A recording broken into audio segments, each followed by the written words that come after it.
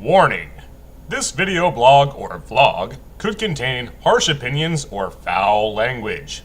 If you do not appreciate said content or material, well, you could just fuck right off.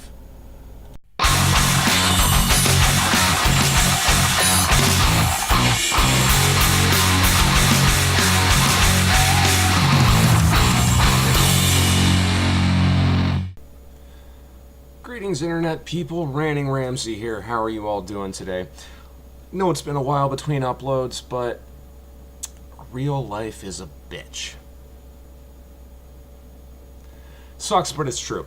So, today we're covering the topic, as you can tell by the title, of my top 7, strange number I know, but we're going to go with it, favorite non-metal bands of all time. And what decided to make me actually sit down and do this is that there have been a few different comments on my previous upload, not most recent upload, but an upload I did a while back called Top 12 Favorite Metal Bands of All Time's Personal Opinion. And there were various comments that asked me, okay, well, what are your favorite non-metal bands? And I was like, you know what? Okay, that's valid. Let's talk about that. Let's go ahead and do a video about that. And so I'm taking the more lighthearted approach, not doing anything really truly serious today, because we live in what appear to be very troubling times. And so I just wanted to maybe give you something to lift your heart a little bit, or provide some amount of distraction, because as we know, we Americans are a society of distraction. And I'm thinking that probably my next upload, when I get around to doing it, will be a video about why the times we live in are fairly troubling, at least for Americans. But you know what, we're just gonna push that aside and go ahead and get right into the subject matter. So, top 7 non-metal bands that I enjoy, that means something to me, that still get a lot of playtime, that I just like to listen to. Number 7, 311. Kind of rhymes.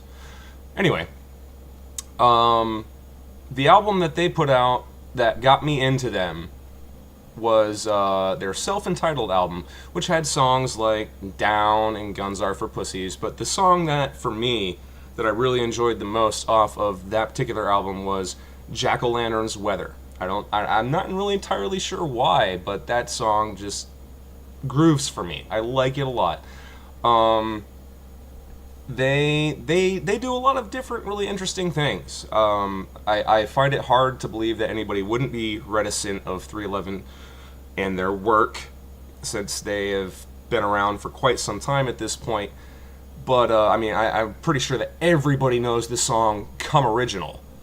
I'm sure they fucking heard it at some point in time. It was massively popular when it came out.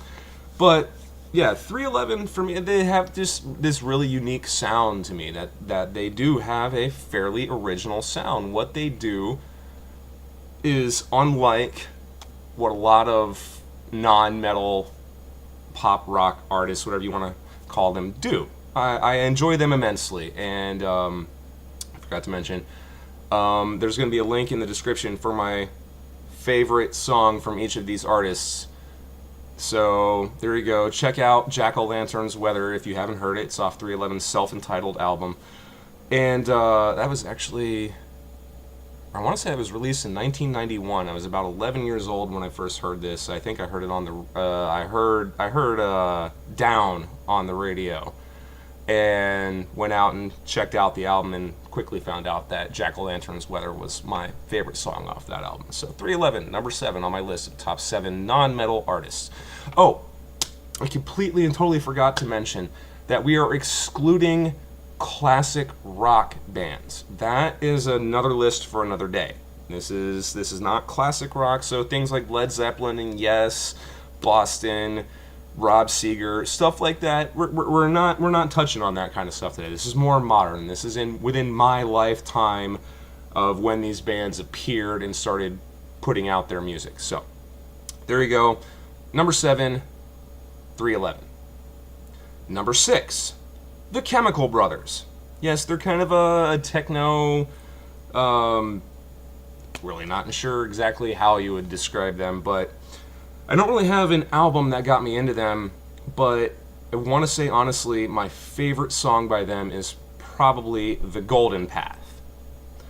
It's a very interesting song. The story that it tells is intriguing, is hell to me.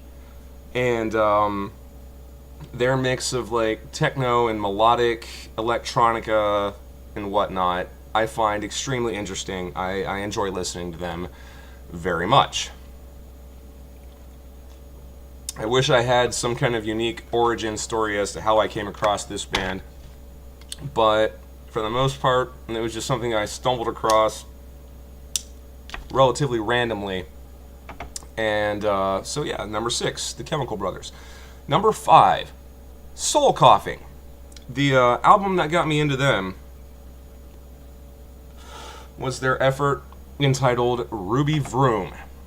And I want to say my favorite song off of that is Chicago Is Not Chicago, which will never, ever, ever, ever get radio play in the United States ever again, except for on an independent radio station, because the very first line of the song is, "A man drives a plane into the Chrysler Building." That's not why it's my favorite song, but you can understand why you won't hear that on the radio in the United States. They were introduced to me by some very geekish friends that I had at the time when I was about 17, 18 years old.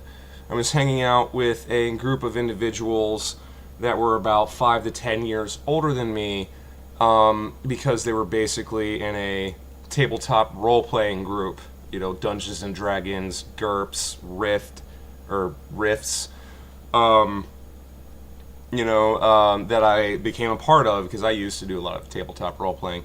And Soul Coughing was one of the favorite bands of the leader of the group, so to speak, and we would wind up listening to that shit a lot while we were rolling up characters and stuff like that. So I became enthralled with it.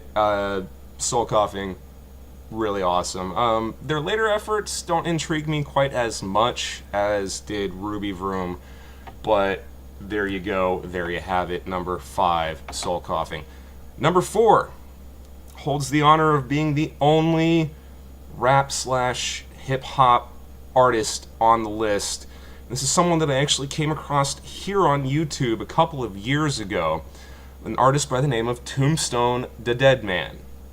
He is also a YouTuber that does videos here under the name of Rational Warrior, if you're familiar with him at all, and his music is simply fucking awesome to me. I don't generally care for rap or hip-hop music. I just don't like it. I don't really have a valid reason other than I hear it and I go, and change the channel, you know? But his music is, to me, really fucking awesome. It's well thought out. It's well put together for an independently produced artist. He does all his shit himself, and I don't mean that as a diminutive when I say well put together for someone who does it himself. That's not meant to be a diminutive at all, because a lot of these popular rap artists and whatnot have an army of fucking people that make their music what it is. Whereas he puts this shit together all by him fucking self, and he is a part of, what the hell? Grand Unified, I believe, is the name of the group, or group of artists that do shows and collaborate together, and they're really fucking awesome. His album Rise of the Infidel is pretty fucking sweet. I like it a lot. As a huge fan of metal, I was surprised when I listened to his music and found it enjoyable. I liked it, and I keep repeating it on my phone, on my iTunes, whatever. I listen to it a lot. So even if you're not a fan of rap or hip-hop, and you have kind of a agnostic or atheist leaning, you might want to check out his music. It's pretty fucking awesome. That's why he holds the number 4 spot on this list and is the only rap, hip-hop, whatever artist on this list. moving on to number 3 is a fairly little known collaboration called Rodrigo y Gabriela. They are fucking awesome, and there's actually a pretty funny story as to how I even discovered them. My favorite album by them so far is 1111. It's like kind of like the time, like 11:11, 1111. And the song that got me into them was Buster Voodoo. And the story behind this is my wife and I went into a Best Buy. And I can't remember exactly why we went in there. I think we were looking for a specific CD or a movie or something like that. We went into Best Buy, and as we were wandering around and browsing, I heard something over the loudspeaker, because you know how Best Buy tends to play music over their loudspeaker and whatnot, and I heard this song, and I was fucking entranced. I'm like, whoa, what the fuck is this? That's masterful guitar work. And that's all it really is almost like a combination of like Spanish guitar and rhythm guitar, and it's just fucking amazing, and it caught my attention so much that I found the nearest Best Buy employee and said, wait a minute, what the fuck did I just hear a song ago? Because by the time I found an employee, it had moved on to another song. So I go to the employee and I go, what the hell did I just hear? Like, not this song that you're playing now, but the song that played before it. And he scrolls back through his little computer program and finds it out. And he was having difficulty finding it, or at least he seemed like he was having difficulty finding it, until I told him, I was like, look, dude, that song was awesome. If you have the CD that song comes from here in the store, I will buy it right the fuck now. He found the name of the song and the artist. It was Buster Voodoo by Rodrigo y Gabriela, and I held up to my part of the bargain. I purchased it that fucking night, and ever since then I have been just enthralled with Rodrigo y Gabriela. There's no lyrics. It's just two people playing guitars, one of which, I want to say it's Gabriela, does a very masterful Spanish guitar style, and Rodrigo is just an amazing kind of lead guitarist, basically. It's something you really need to check out. Once again, linked in the description is their audio track for Buster Voodoo, and that's the song that got me into them. They're fucking amazing. And the funny thing about this, I researched them a little bit. They actually met in a metal band, and then decided to go and do non-metal music, and they're fucking awesome. That's number 3. Number 2, Clutch. Not much I can say about Neil Fallon and his troupe that can live up to just how it to me, Clutch is what classic rock would have evolved into if metal hadn't really come around. There's very few bands that play this particular style of music that I've heard. You know, if there's others out there that sound a lot like Clutch, bring it to my attention. I'll probably like them as well.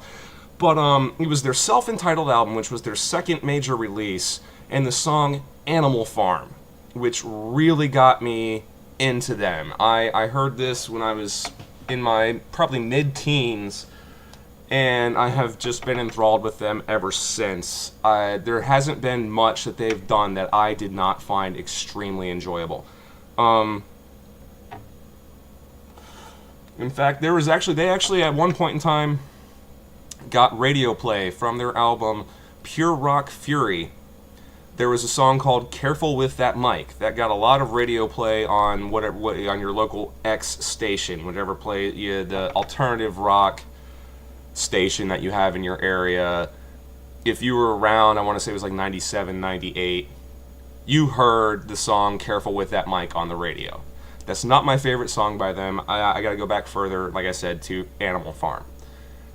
It's just a great fucking song by a great modern rock band, I guess you could say, because they're not. I mean, they sometimes kind of breach into metal, but the longer they exist, the more they kind of just be rock.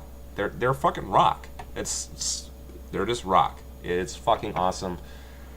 You gotta, if you don't know Clutch, you gotta check out some Clutch. A good place to start.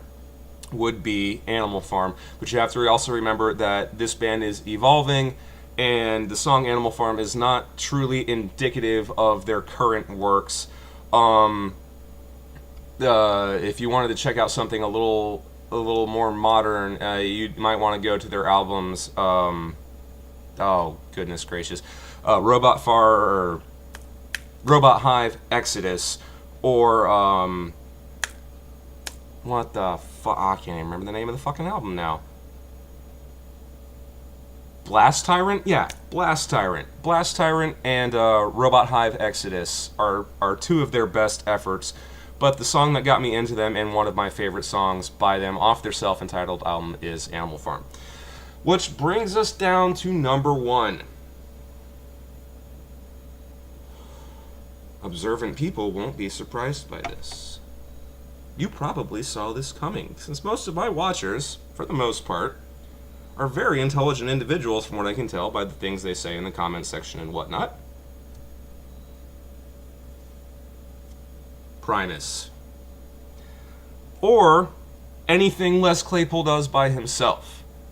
Primus and Les Claypool's in it, so I guess you could basically say it's Les Claypool. The man is a master of the bass guitar. A pure and simple fucking master.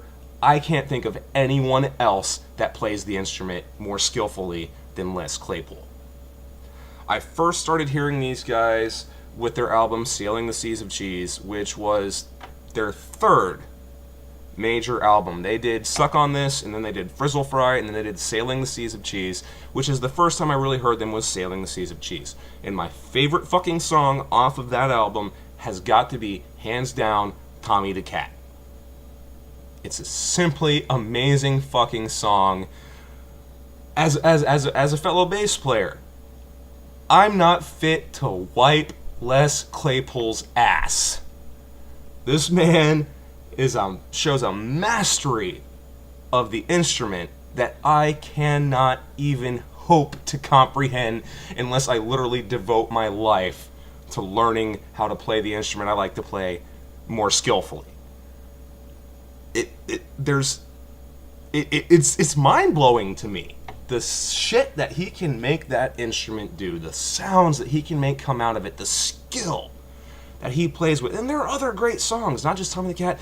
John the Fisherman is fucking awesome. Jerry Was a Race Car Driver is fucking awesome. Lacquerhead is fucking awesome. And the Green Naugahyde, their comeback album, because Primus was defunct for like almost 10 years. Lee Van Cleef is an amazing fucking song, even though it pretty much holds the same fucking bass line throughout the entire song. He did Sausage, he did Oysterhead, he did fucking Colonel Claypool's Flying Frog Brigade, he did Colonel Claypool's Bucket of Bernie Brains, which was a collaboration project with Buckethead, who is another amazing guitarist. Primus is the shit. Les Claypool is the epitome of a bass god. He is a musical fucking god. I don't even believe in God, and if he asked me to pledge my allegiance, I would bow down. He is the level of mastery and understanding of music that this man presents is beyond reproach. Simply fucking amazing. So for me, those are my top 7 favorite non-metal bands, excluding classic rock.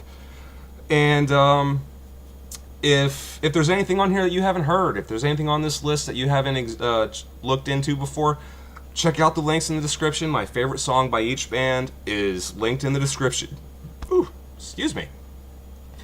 And I heavily encourage you to check out these songs and these artists, and hopefully you will find something new and different to listen to. I'm RantingRamsay. That is all. Hey, did you get all that, man?